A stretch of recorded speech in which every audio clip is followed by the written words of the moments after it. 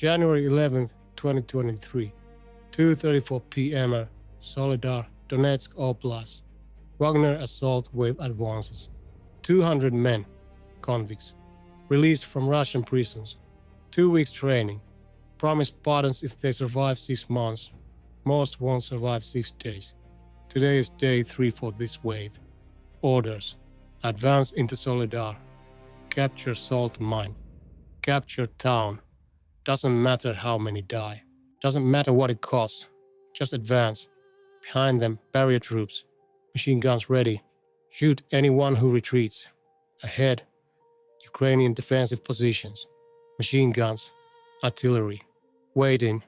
The wave advances. Across open ground. Under fire. Men fall. Others continue. No tactics. No covering fire. No suppression. Just mass. Just bodies. Wagner doctrine is simple. Keep sending waves until Ukrainians run out of bullets or defenders. Whichever comes first. This wave reaches Ukrainian positions. 23 men. 177 are casualties. Dead or wounded. Left behind. Wave hasn't captured anything. Just died trying. The next wave is already forming. We'll attack in 2 hours. Same tactics. Same casualties. Same, nothing accomplished. At 11:47 p.m., 9 hours and 5 waves later, Wagner forces hold 2 city blocks. Cost, 830 casualties today. 4,200 total in 2 weeks. Soledar isn't captured. Isn't even close to captured. But Wagner keeps attacking. Keeps bleeding. Keeps dying for a town that has no strategic value. Where 5,000 casualties by small town that means nothing. Where Pyrrhic victory becomes definition of military insanity. Where winning costs everything and gains nothing. This is IronBullet. And what happened at Soledar wasn't battle. It was human sacrifice on industrial scale. Where private military company treated convicts as ammunition. Where tactics were non-existent and mass replaced competence. Where 5,000 casualties over 2 months bought one small town that couldn't be held, couldn't be used, accomplished nothing strategically except proving Wagner could bleed men faster than anyone imagined possible. The question isn't whether Wagner captured Soledar. Eventually did. Question is why.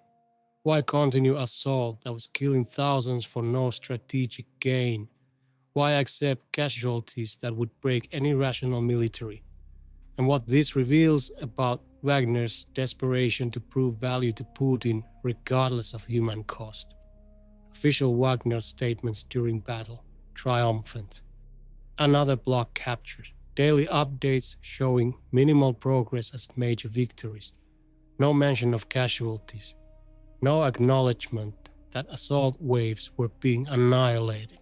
Just confident statements about inevitable victory. Reality was 5,000 men dying for nothing.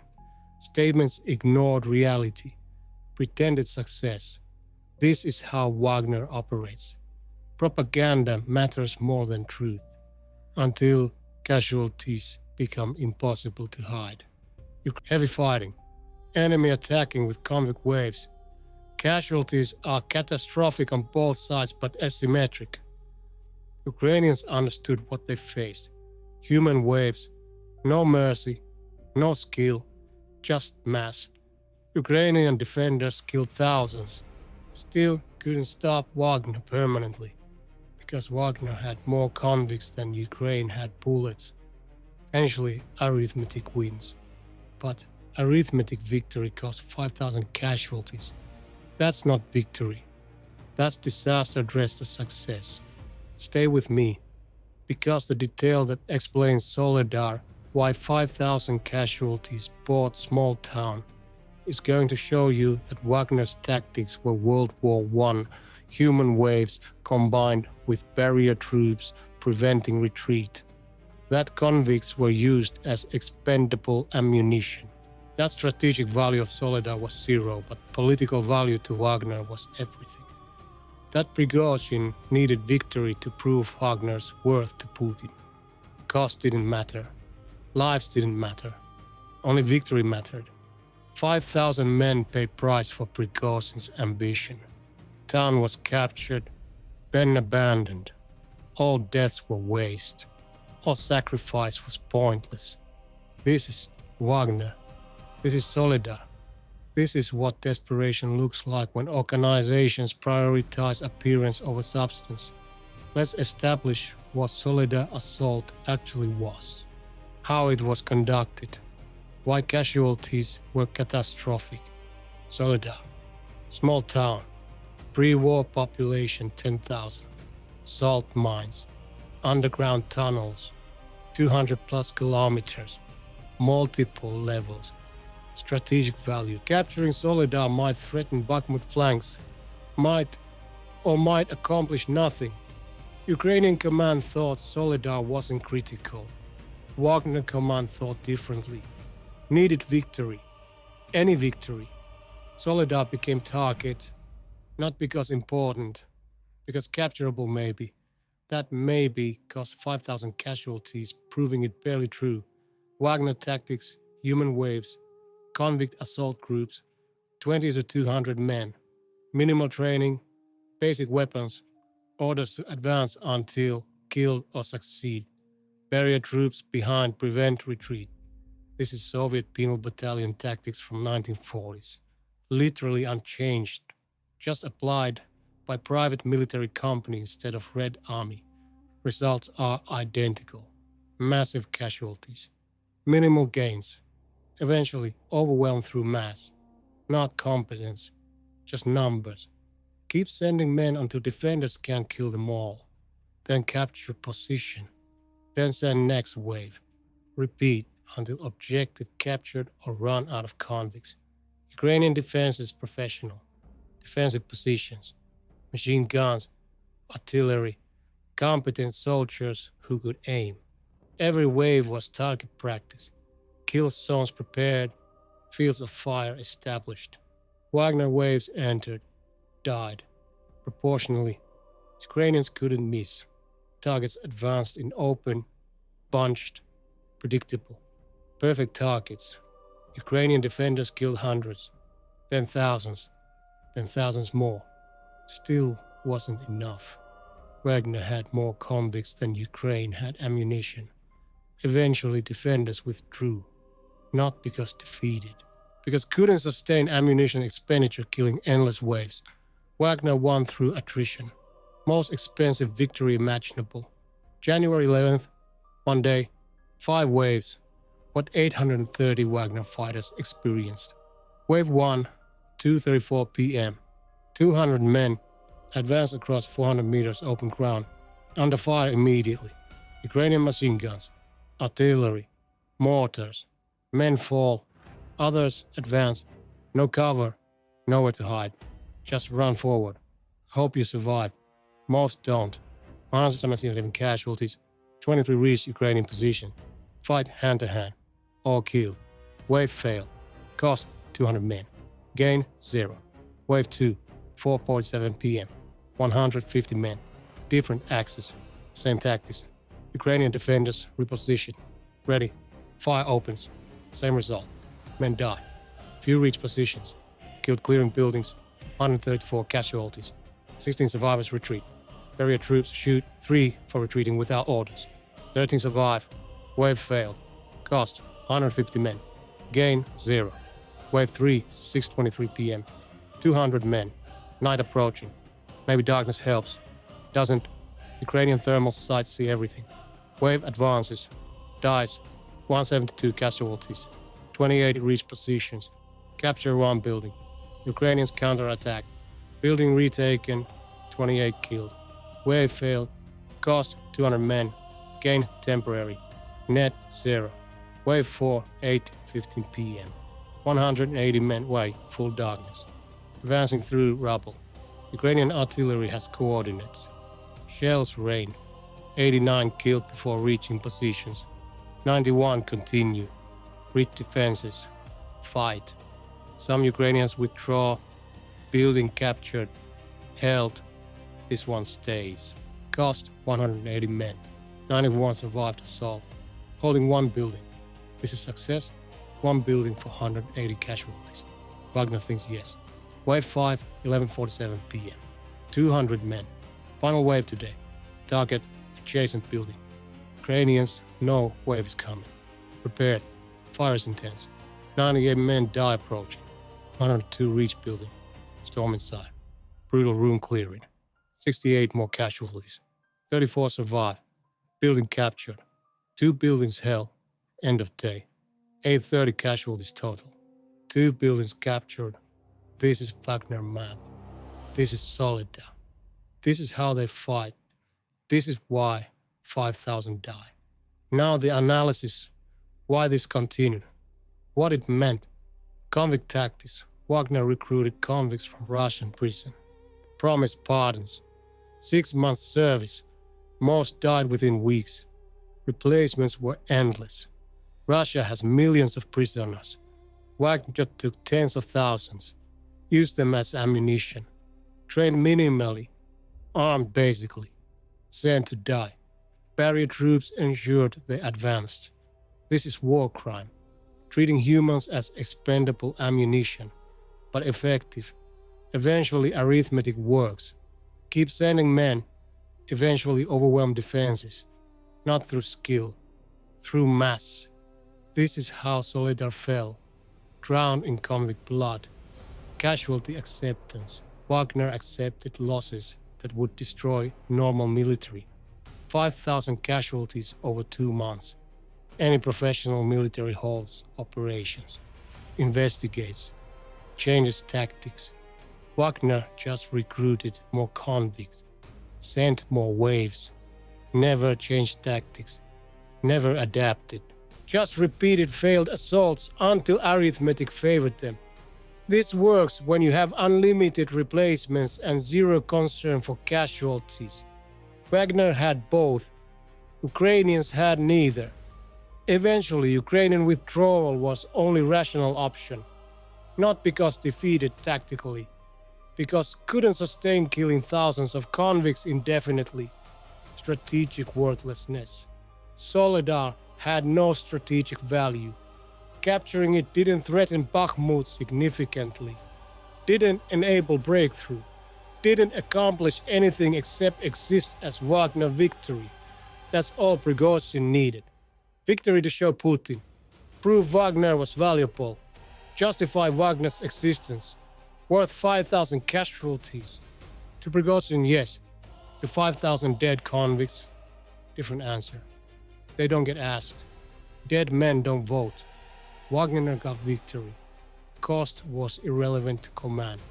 Incredibly relevant to those who died. Perspectives differ based on whether you're sending waves or in them. Political motivation. This is key. Soledar assault wasn't military necessity.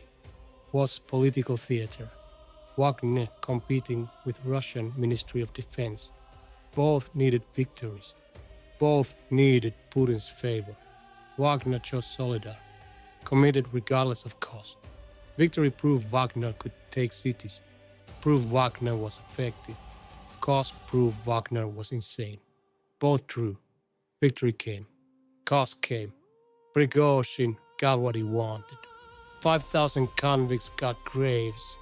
Everyone got something. Equity of suffering isn't equity of outcome.